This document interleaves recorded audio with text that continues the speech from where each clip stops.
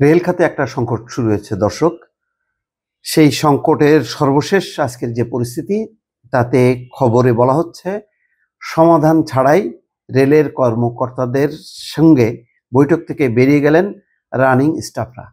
যে স্টাফরা ধর্মঘট করছেন তাদের বেতন ভাতার এই সুযোগ সুবিধা বাড়ানোর জন্য। আজকে সারাদিন নানা জায়গায় নানা অশান্তির খবর। কোথাও চালককে ধাওয়া করা হয়েছে, চালক রেল লাইনের উপরে ট্রেনটা রেখে পালিয়ে গেছেন, স্টেশন মাস্টারের কক্ষ ঘেরাও হয়েছে, এই ধরনের ঘটনা ঘটছে। অর্থাৎ যাত্রীরা কিন্তু ক্ষুব্ধ হচ্ছে, তারা এই মানে স্টাফদের কি সুবিধা অসুবিধা সেটা কিন্তু তারা বুঝতে রাজি না।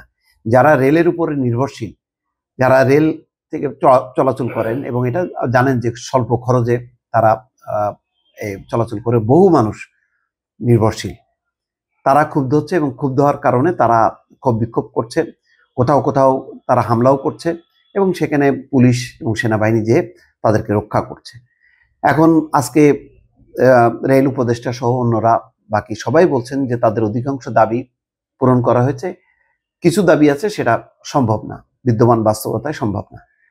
এখন রানিং স্টাফরা সেটা মানে নেই, তারা বলছে যে তারা আলোচনায় বসতে প্রস্তুত। তো সেই আলোচনাটা হয়েছে, কিন্তু হবার পর যেটা দেখা যাচ্ছে যে রেলপথ মন্ত্রণালয়ে তারা বসছিলেন কিন্তু কোনো সমাধান হয়নি। মঙ্গলবার দুপুরে কমলাপুর রেল স্টেশনে বৈঠকে বসেছিলেন রেলপথ মন্ত্রণালয়ের সচিব মোহাম্মদ ফাহিমুল ইসলাম। ওই বৈঠকে উপস্থিত ছিলেন বিএনপি চেয়ারপারসনের বিশেষ সহকারী ও জাতীয়তাবাদী শ্রমিক দলের সমন্বয়ক শামসুর রহমান শিমুল বিশ্বাস। কিন্তু বৈঠকে কোনো সমাধান না হয় রানিং স্টাফরা বেরিয়ে যান। বেলা 1:30টার দিকে কমলাপুর স্টেশনের ভিআইপি কক্ষে ওই বৈঠক শুরু হয়।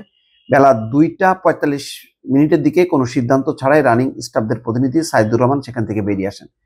পরে তিনি সাংবাদিকদের বলেন, আমরা দীর্ঘক্ষণ রেল সচিব মহাপরিচালকের সঙ্গে বৈঠক করেছি, তবে কোনো সিদ্ধান্তে আমরা পৌঁছতে পারিনি বলে ওই বৈঠক চলাকালীন আমি চলে এসেছি। আমাদের কেন্দ্রীয় নেতৃবৃন্দ যারা আছেন বিষয়টি নিয়ে তাদের সঙ্গে আলোচনা করব, তবে আমরা আমাদের কর্মবিরতিতে অনড় আছি।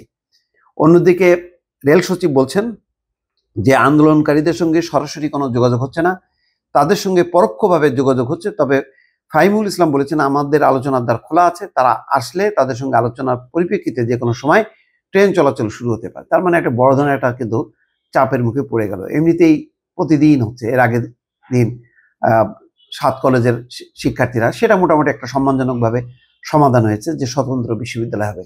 খেয়াল করে দেখেন যে মানে কোনো না কোনো সেক্টর প্রতিদিনই তাদের দাবি দাওয়া নিয়ে আন্দোলন করছেন এবং সেই আন্দোলনের মূল বিষয়টা দাঁড়াচ্ছে যে রাজপথ অবরোধ করা। রাজপথ অবরোধ করা মানেই হচ্ছে জনগণের ভোগান্তি। এমনি মাদ্রাসার শিক্ষকরা তারাও বসে গেছেন। এখন খবর আসলো যে পর্যায়ক্রমে তাদের দাবি বাস্তবায়ন হবে। তার মানে এই দাবি পূরণ করতে করতে এই অন্তর্বর্তী সরকার, যে এই সরকার কোনো রেগুলার সরকার না, তাদেরকে কিন্তু এখন এইসব পরিস্থিতি মোকাবেলা করতে হচ্ছে। এই কারণে অনেকে আবার বলেন যে যত দ্রুত রেগুলার একটা গভর্নমেন্ট আসবে, পলিটিক্যাল গভর্নমেন্ট, তার যেহেতু নানা উইং আছে, সেগুলো দিয়ে এক অর্থে যে তারা নানা প্রান্তে তাদের লোকজন আছে, সেগুলো দিয়ে তারা মাঠ পর্যায়ের সমস্যাগুলো মাঠ পর্যায়ে মানে সমাধান করতে পারতো। কিন্তু যেহেতু অন্তর্বর্তী সরকার, তার মাঠ পর্যায়ে নিজস্ব কোনো লোকজন নেই, যার জন্য সংকটটা বাড়ছে।